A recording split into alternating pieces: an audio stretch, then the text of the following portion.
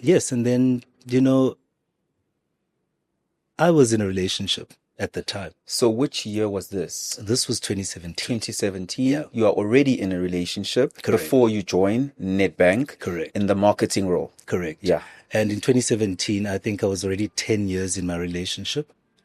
And as previously alluded, you're sitting in the canteen, minding your own business, and you're just so proud to be in this space. And, this gentleman walks up to me, well suited, well spoken, and you just realize that, I'm now in the right environment where I'm being exposed to certain networks of people. But it was a very brief conversation because obviously I had to work and that's where my focus was. But I think a week or two later, I received an email. The face looked familiar, but I couldn't really remember who this person was. Sure. Subsequent to that, I think I was happy to have the engagement because you look at the title and you think, okay, this is a leadership role and I could potentially learn from this person. This could be a mentor. That's what's ringing in your head. Absolutely. Yeah. And I think for me, that relationship started becoming more of a personal relationship. So it's not just a colleague, it's now a friend. One thing leads to another. It then becomes that father figure that you've never had in your life. And I think given that, the age gap between us was almost 10 years or so, I just saw someone that was more matured, that was much older, that's going to, help me progress in my career. And I think shortly after that, I then realized that it's way more than a friendship or even a colleague. This is now developing into a relationship. So how many months in would you say you realize that it's developing into a relationship? Less than a month. Sure. Yeah. Less than a month in. Correct. So from that first email, or from that first sighting rather, where you met in the canteen, till the relationship, it only took a month. Correct. Okay. Correct. And I say this because I think it was a very well-spoken person who knew how to pursue me. And I think for me, it was just a matter of, I'm in a 10-year relationship. I was not happy there. Things weren't going well. And, now I've got someone who's willing to take me out on those lunches, willing to help me even financially. And even though I had a job, I think I was amongst one of the people that was not paid a certain salary because I lacked the experience. So it was me still trying to survive. And I think given how I take infidelity and all these things seriously, I chose to move out of the house that I lived with my partner. Biggest move of my life. And little did I know that this was going to be the start of a tumultuous relationship. So my understanding was that this person is married. However, they are going through a separation. So when it developed into a relationship, my understanding was that this person is no longer with their partner. And I took their word. Moments later, and I think this was months later, I received a complaint from HR, and the complaint is still in 2017. Still in 2017. Sheesh, a lot is happening. So a lot is happening. I'm new in my career, and I'm thinking, geez, this is actually going to bastardize my brand, my reputation. And how do I fix it? I never imagined myself being dragged into courts, and that's literally what happened. I was being dragged. I was accused of being a pedophile because I think she was so desperate to either save the marriage or, who's she? Me from. I think in the interest of protecting that person, I wouldn't want to mention on this show. Okay. But for me, it became even worse when her best friend was hired in my team. Okay. So the best friend then started disclosing information to her. About your relationship? About my relationship with it was then, once that was disclosed, it just caused so much toxicity within the working environment because now you're being discriminated for being gay. You're a home wrecker. And, for me, it became increasingly difficult working in that environment. Yeah. You're working in an environment where you're surrounded by married women, married men, and, you look a certain way, you present a certain image, and you start making people uncomfortable around you. And that's what happened in my situation, where as a result of this, I found myself being excluded from so many projects and campaigns. And it was like I literally had to navigate the working environment to find meaningful work for me to do. So yeah, I think for me, it was really about navigating opportunities within the bank and building certain relationships outside of my team. Just so that it could feel like I'm, creating impact and something meaningful for myself. And I think it extended beyond just the bank and working closely with our agency partners, just so that I could, continue to fix that reputation that I had. Shortly after she found out, I think it took about, months after that for me to continue this relationship with this person. And, a few years later, or let me rather say within 3 years, it was a relationship where I would literally have to accept that I'm with someone who has to leave me and be with a family, and I'm expected to be fully committed. I think that broke me because I realized that I wanted more than that. So there was no separation There was happening. no separation between That was a lie. Correct. And in these few months it's ruining your reputation, it's ruining your career. When you look back, why are you staying? Because a few months in, it's easier to exit rather than a few years later. Yep. When you look back, why am I in this and continuing to remain in this? Is it love? Is it a void that you are filling? I think it was both.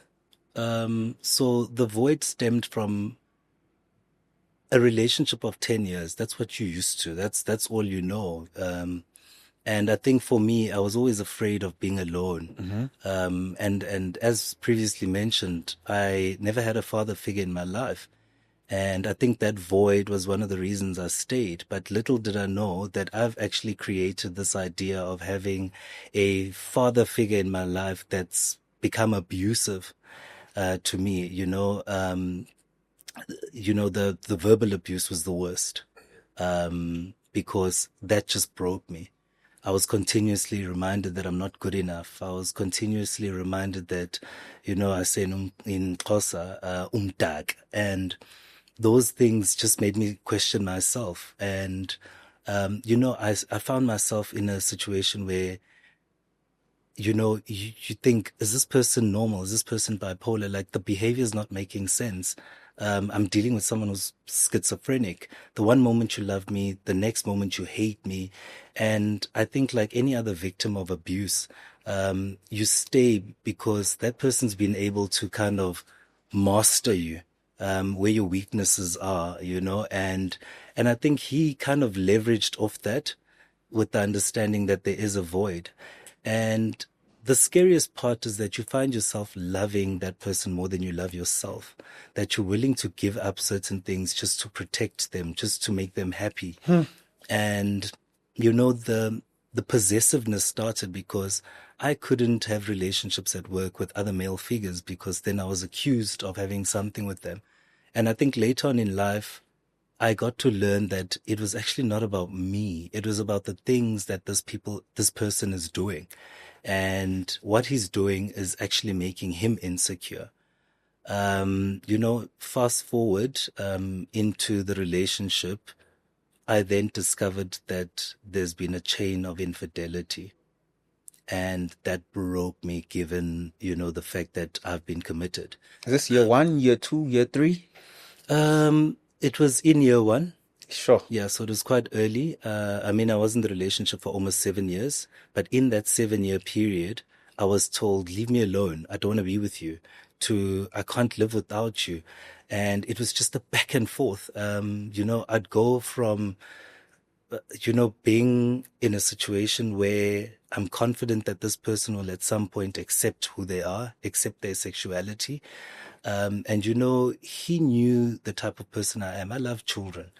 And at some point, he manipulated me to such a point where he used the child to bring me closer and push me away. So, let's have lunch with the kid. And he knew I was excited about that because family for me is important. And if we're going to have anything, I want to be in a family oriented environment. It became increasingly difficult to leave when I then was introduced to his family, I think around year 4. Because now I started building relationships with the family. And I think what I started to question was he came from a very decent, well-privileged family. He went to Hilton College. You're born in the 70s. I mean, that in itself is a privilege. Sure. Yeah. And I think given that, it just made it even harder for me to leave, even if I believed I had to do it.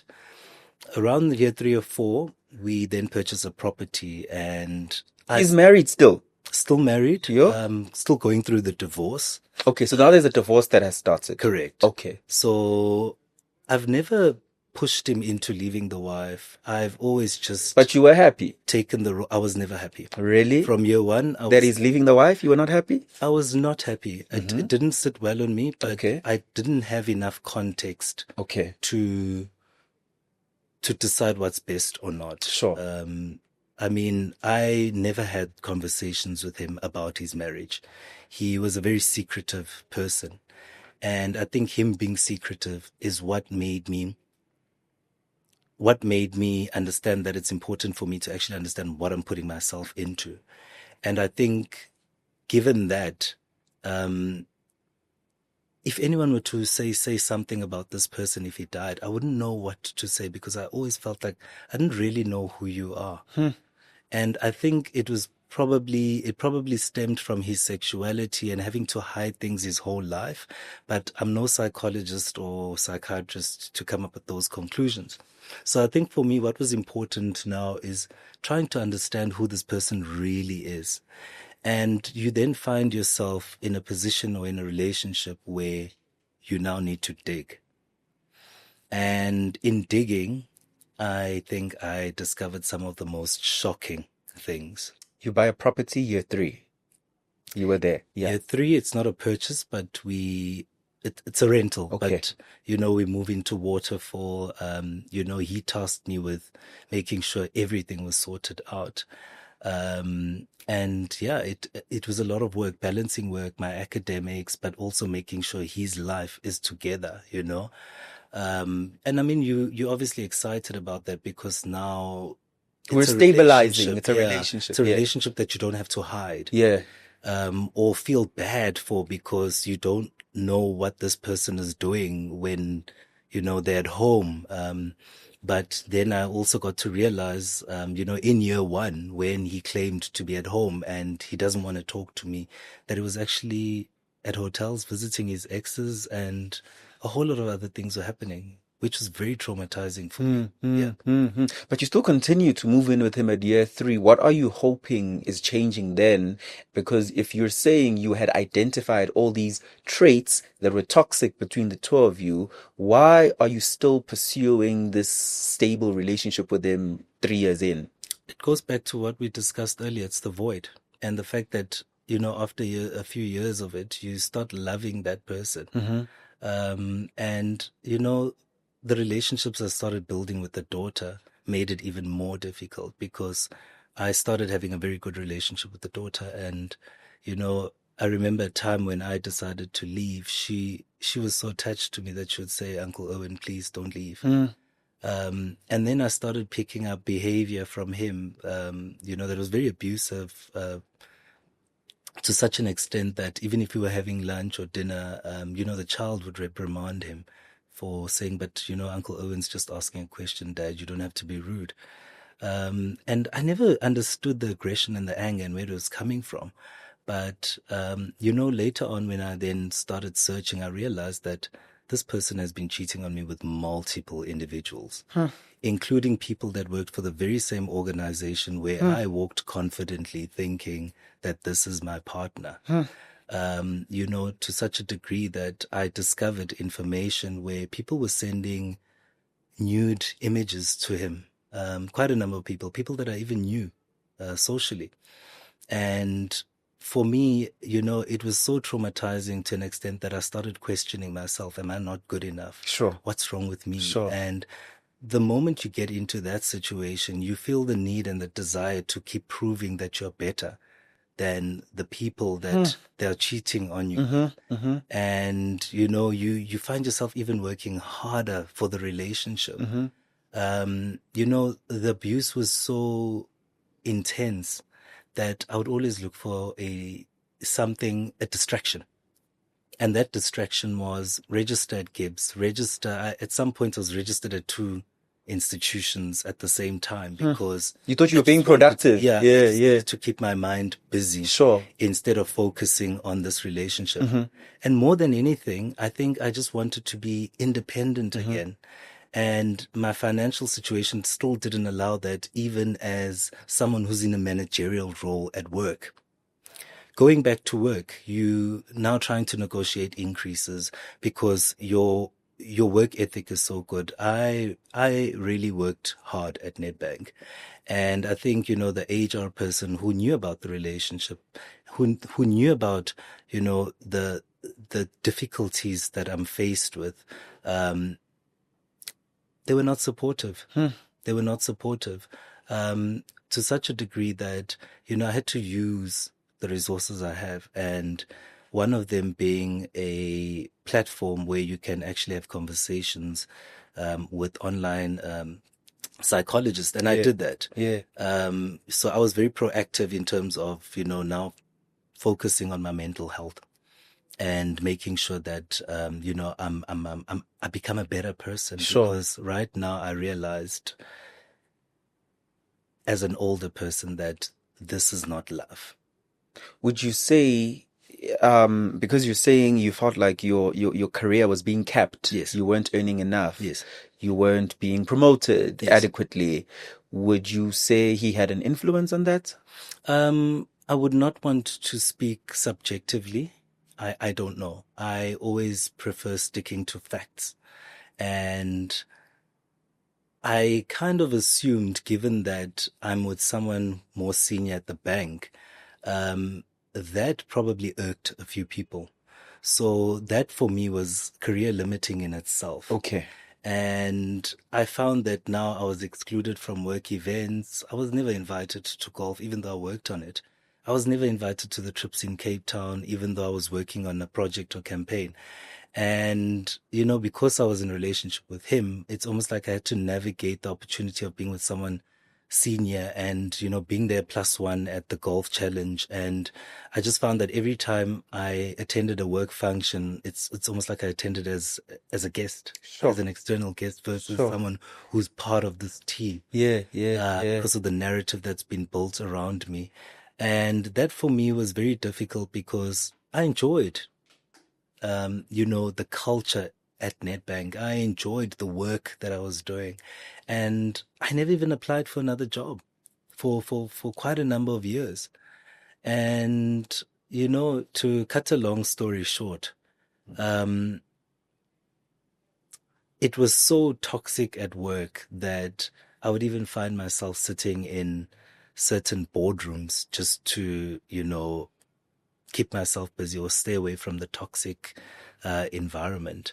But with all the abuse that I was now faced with at home and the abuse that I'm faced with at work, it became increasingly challenging for me. That, to some extent, when, we were in this home that we've now built, and this person just felt the need to kick me out when it suited them, because of maybe the infidelities or the new partner that's come in, that I now found myself even sleeping in my car. 2023